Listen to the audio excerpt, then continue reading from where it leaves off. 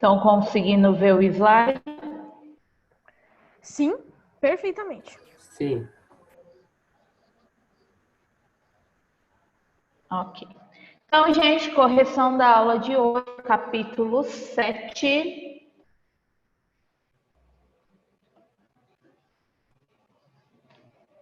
Página 155.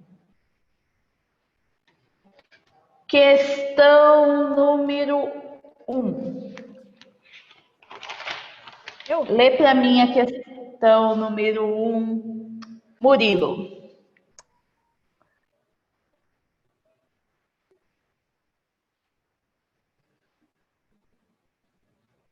Murilo, onde estás?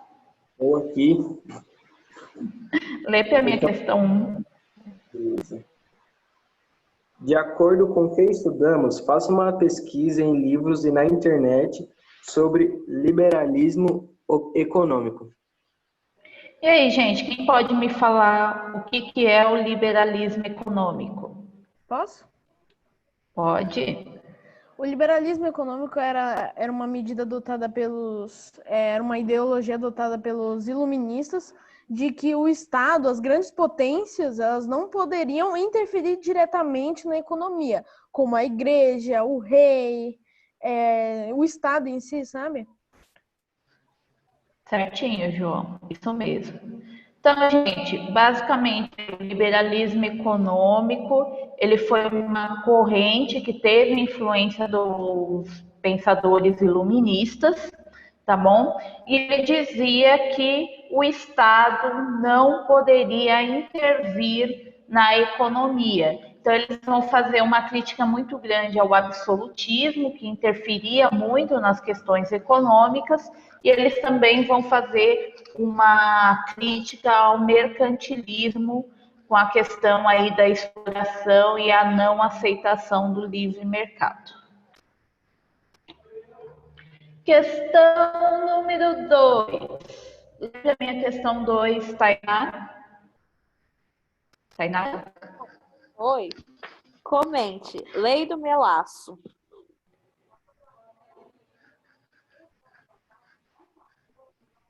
Ah, não. Foi errado. Eu preciso falar agora, desculpa. A Guerra dos Sete Anos, além de ser um confronto que envolveu diretamente nações europeias e suas colônias, revelou o movimento das colônias inglesas dos Estados Unidos, que se posicionaram ao lado da França. Com base nesse fato, cite as punições da coroa inglesa às colônias. E aí, gente, quem pode falar quais foram essas punições?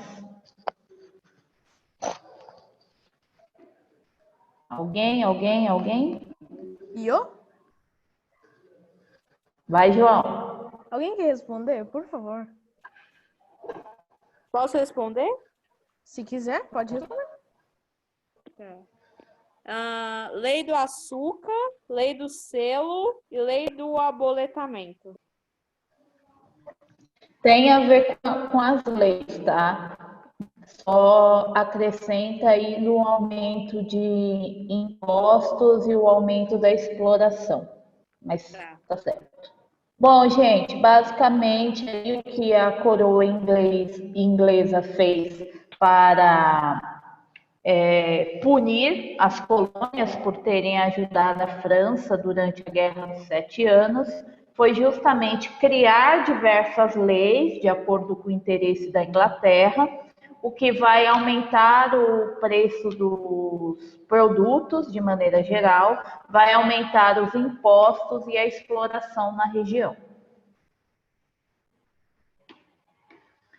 Páginas 161, 162 e 163. Ô, Niele, só um ponto. Essas das leis isso do aumento de impostos que a gente viu na questão passada, isso tem a ver com a Guerra dos Sete Anos, né? Sim, como a Inglaterra ela ficou muito afetada economicamente por conta dos gastos excessivos com a guerra, ela acabou querendo cobrar a dívida que ela estava, retirando as riquezas da colônia. Então, a Inglaterra estava com dívida. Da onde eu vou tirar o dinheiro? Vamos explorar as colônias. Ok? Então, página 161, 62, 63. Questão número 1. Lembra a minha questão número 1, Ricardo? As constantes desavenças entre Inglaterra e as 13 colônias americanas estavam cada vez mais intensificadas, principalmente devido ao aumento da exploração da coroa inglesa sobre a produção dos Estados Unidos. Diante desse cenário, reflita e comente sobre as leis proibitivas. E aí, gente, quem pode? As leis proibitivas são a lei do melaço, a lei do selo e as leis intoleráveis, que eram vistas como fator de dificuldade para a evolução econômica.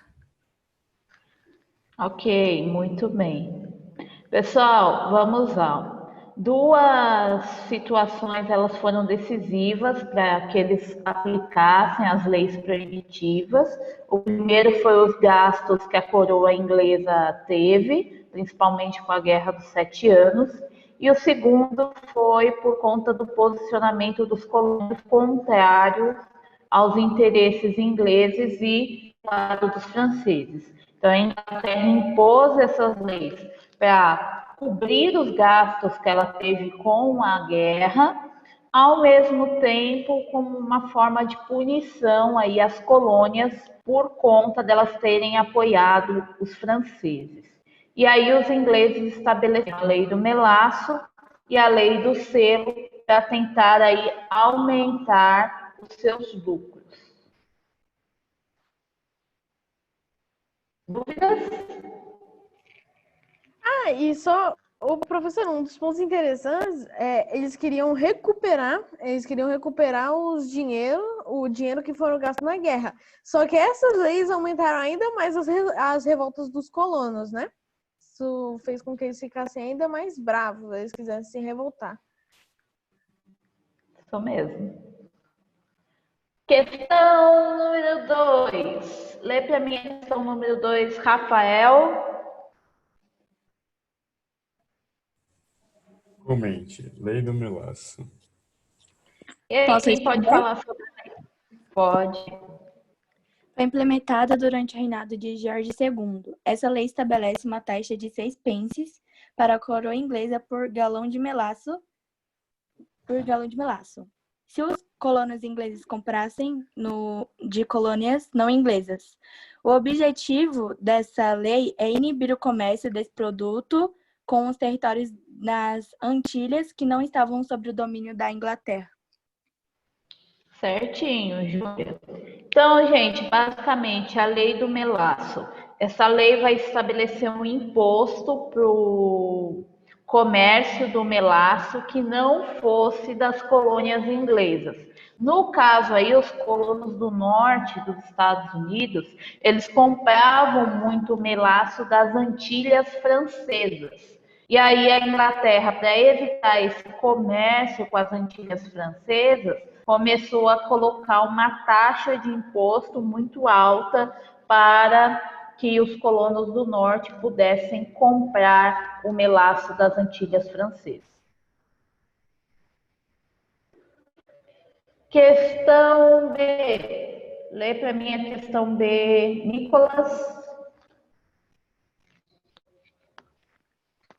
Lei do selo. Do selo, na verdade, desculpa. Lei do selo. E aí, quem pode falar sobre essa lei? Posso? Pode. A lei do selo determinava que todos os jornais, livros e documentos publicados nas colônias deveriam pagar uma taxa excedente ao valor do açúcar, e o que implicava mais as despesas para os colonos. Muito bem, isso mesmo. Então, gente, basicamente a lei do selo obrigava aí que qualquer tipo de documento colonial tinha que ter o selo da coroa inglesa para que fosse considerado válido. Então, os colonos eles tinham que gastar ainda mais para que eles pudessem pôr o selo da coroa inglesa nos documentos. Questão número 3. Lê para mim a questão número 3. Lívia?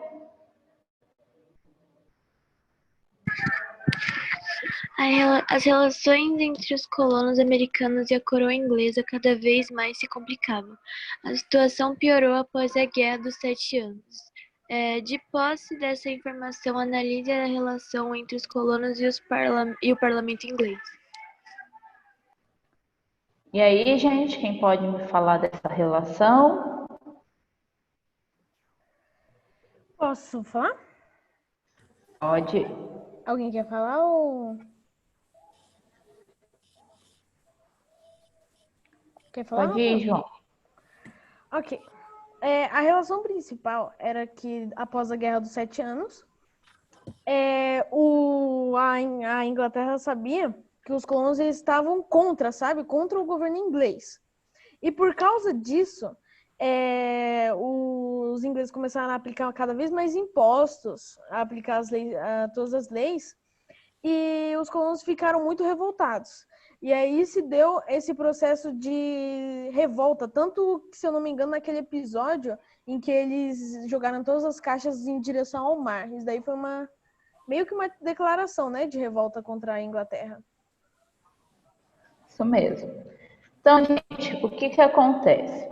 A relação entre os colonos e o parlamento inglês vai piorar muito depois da Guerra dos 7 Anos, por conta justamente dessas leis que a Inglaterra vai tentar impor às colônias, que seriam as leis proibitivas, e basicamente essas divergências entre o parlamento e os colonos, que não vão aceitar as decisões da Inglaterra, inclusive os colonos diziam que, como eles não tinham nenhum representante no parlamento, eles não eram obrigados a aceitar as decisões do parlamento inglês.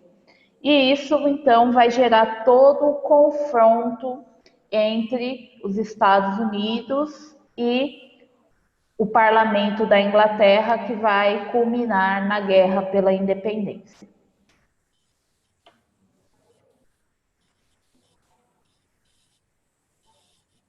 Lê a próxima questão para mim, Lene. Peraí, eu tô comendo.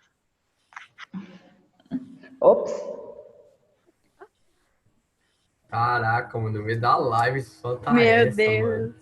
Tô almoçando, deixa eu No almoçar. meio da live você solta uma dessa, tá gravando ainda, velho. Coragem, É, viu, é mana? a Porque quatro, é a emoção quatro. tá zero. Você vai virar meme. Com uma inveja do Lene agora. Vai, Lene. É a 4. É. Relacione a cobrança pesada de impostos sobre os produtos das 13 colônias, com o episódio conhecido como Festa do Chá em 1773. E aí, gente, quem pode me falar sobre a festa do chá? Eu posso. Então, pode falar. Foi um protesto contra o governo britânico, onde os colonos ingleses na América... Peraí. Quebrou.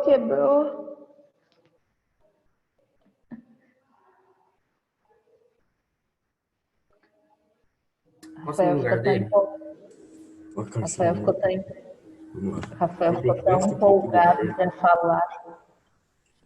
Foi um protesto contra o governo britânico, onde os colônias ingleses na América se disfarçaram de índios e jogaram ao mar todo o carregamento de chá da Companhia das Índias. Esse protesto surgiu por causa de vários impostos. Se quiser saber. Peraí. Só isso. Tá certo, Rafael. Você ficou tão empolgado para falar que você quis fazer uma coisa na prática, né? E começou a derrubar as coisas aí também, né? Ficou em cima do meu pé, Niele. Bom, gente, o que vai acontecer? A Inglaterra ela estava em busca aí de maiores recursos, então ela estava tentando explorar as 13 colônias americanas. E aí ela acabou impondo a lei do chá, que foi uma lei que acabou taxando o comércio do chá, que era o principal comércio na Inglaterra, e por conta disso os colonos vão reagir e fazer um protesto contra os ingleses. Então eles vão invadir as embarcações inglesas que estavam carregando o chá vindo do Oriente. Eles vão invadir essas embarcações vestidos de indígenas e vão arremessar todas as caixas de chá no mar. Que desperdício. Virou chá salgado. Mar de chá. Olha que beleza. Questão 5. Lê para mim a questão 5, Laura. Tá bom. Em resposta à festa do chá de Boston, a coroa inglesa criou as leis intoleráveis, que acirraram ainda mais as relações entre colônios e ingleses. Comente. A lei do Porto de Boston. Posso responder? Desculpa. Foi logo 3. Posso responder, Thay? Pode, amiga. Tá bom, então. Criada em resposta à festa do chá, essa lei ditava que o Porto de Boston permaneceria fechado a qualquer embarcação enquanto não fosse pagas as taxas de chá atiradas ao mar. Certinho, Laura, isso mesmo. Então, gente, a lei do Porto de Boston, ela foi uma lei criada em 1774 em resposta a esse movimento aí da festa do chá. E ela iria manter o Porto de Boston fechado a qualquer embarcação que não até os colonos pagarem as caixas de chá que eles jogaram no mar. Questão B. Lê para mim a questão B. Júlia? Lei do abolimento. Posso ir? Pode. Tá. As autoridades coloniais passaram através dessa lei a dar estrutura e instalação adequada aos oficiais e soldados ingleses. Isso mesmo. Então, gente, a lei do aboletamento, ela também foi criada em 1774, no qual as autoridades coloniais passaram a dar estrutura e instalações adequadas a oficiais e soldados ingleses. Então, a Inglaterra enviou aí oficiais e soldados, principalmente ali para a região de Boston, para que eles pudessem controlar os colonos. Questão C. Lê para mim a questão C, João. Finalmente, Lei de Quebec. Lei de Quebec. Quem pode falar da Lei de Quebec? Posso falar da Lei de Quebec? Pode. A Lei de Quebec, ela foi em relação a... Ela foi mais específica para o Canadá. E para prevenir que houvessem todas as revoltas, houvessem mais críticas, eles permitiram, se não me engano, eles permitiram liberdade religiosa e de costumes, né? Isso mesmo. Então, gente, a Lei de Quebec, também criada em 1774, ela foi específica para o Canadá. Os ingleses tinham medo que a região do Canadá acabasse aderindo às ideias dos colonos e, por conta disso, eles acabaram afrouxando um pouquinho as imposições naquela região e aí eles deram liberdade religiosa e liberdade de costumes ali na região do Canadá. Tanto que o Canadá não participou do processo de independência. Questão número 6. Lê para mim a questão 6, Gustavo.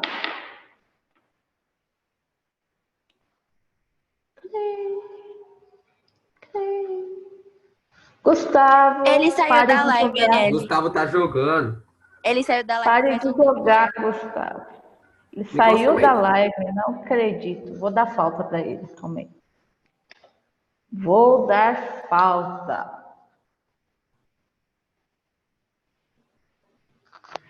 Aí imagina ele volta no momento que você fala que vai dar falta. Ia ser bem engraçado. Mas ele saiu mesmo faz mal tempão já. Gabriel Góes. Ele entrou para falar presente e saiu. Vai, Góes, lê para mim a questão 6, por favor. O Góes também saiu. Não acredito que o Góes também fez Só isso. tá com 11 alunos. Gente, todo mundo saiu aqui. Vou puxar a orelha do Góes também. Todo mundo saiu. Todo mundo morreu. Pede Acabou. pro Ô, Arielle, a Eugênio. gente devia ganhar um ponto a mais, hein? Que olha, os seus Pra alunos. mim aqui tá com 13 participantes. Que negócio é esse? É porque tem Aqui o também tá professor. 13. Tá muito errado. 13 isso aqui. participantes Quer que eu com leia, você, Arielle? mas Quer são que eu 12. leio? Ah, Falta são o 12. Eugênio Vocês ler, falaram né? 11? Se eu não me engano, o Eugênio não leu ainda. Não, o Eugênio tá aqui.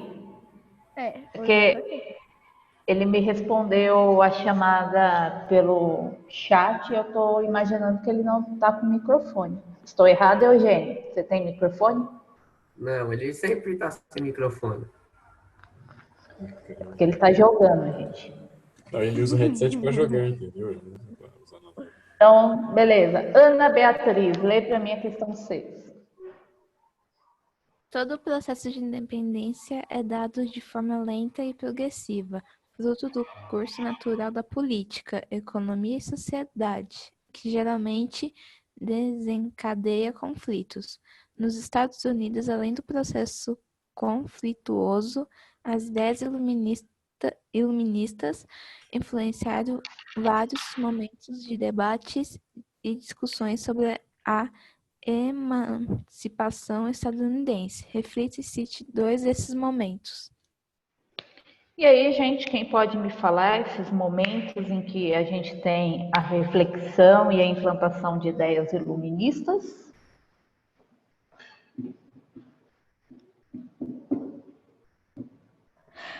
Ó, eu me lembro um pouco, bem pouquinho mesmo.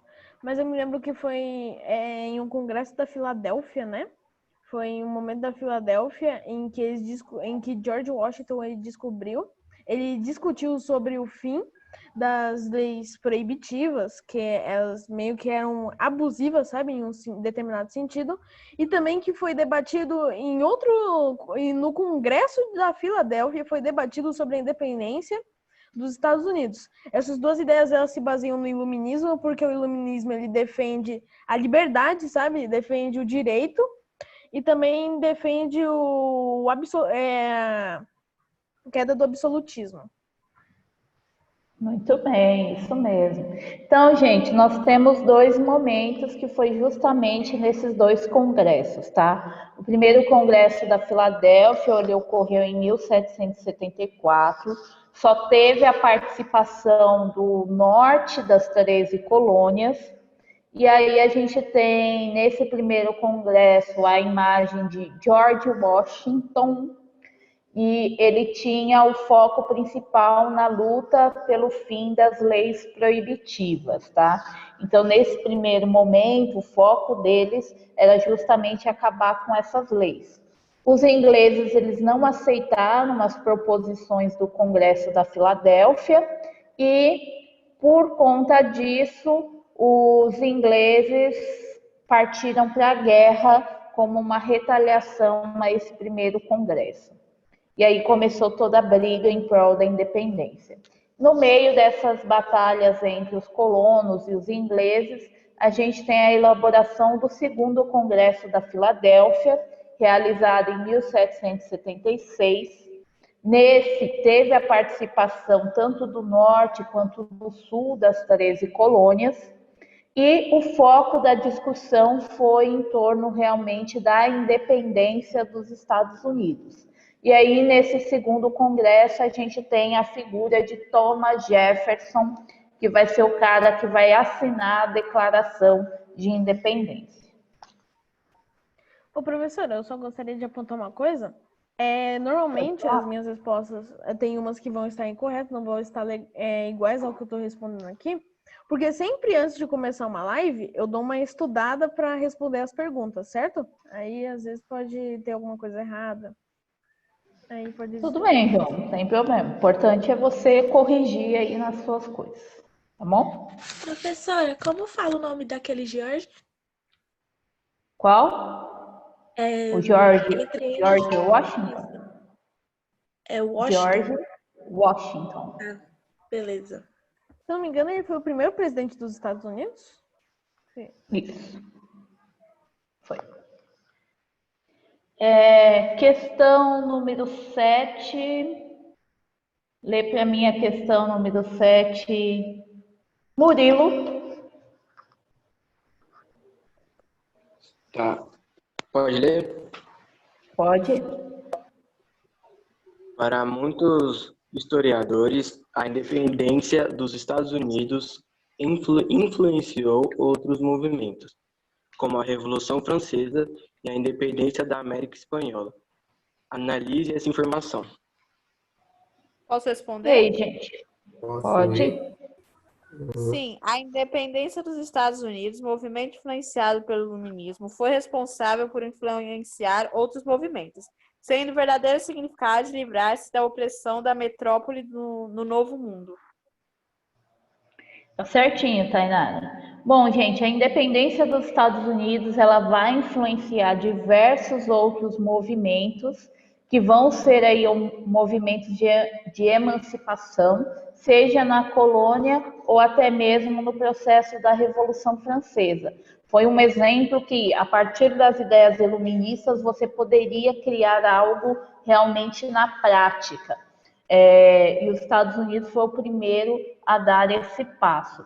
Ele vai influenciar posteriormente na Revolução Francesa, mas ele também vai ter uma grande influência no processo de independência de todo o continente americano. Lembrando, os Estados Unidos foi o primeiro país do continente americano a se tornar independente. Logo em seguida veio as colônias espanholas. E por último, o último país que se tornou independente foi o território brasileiro.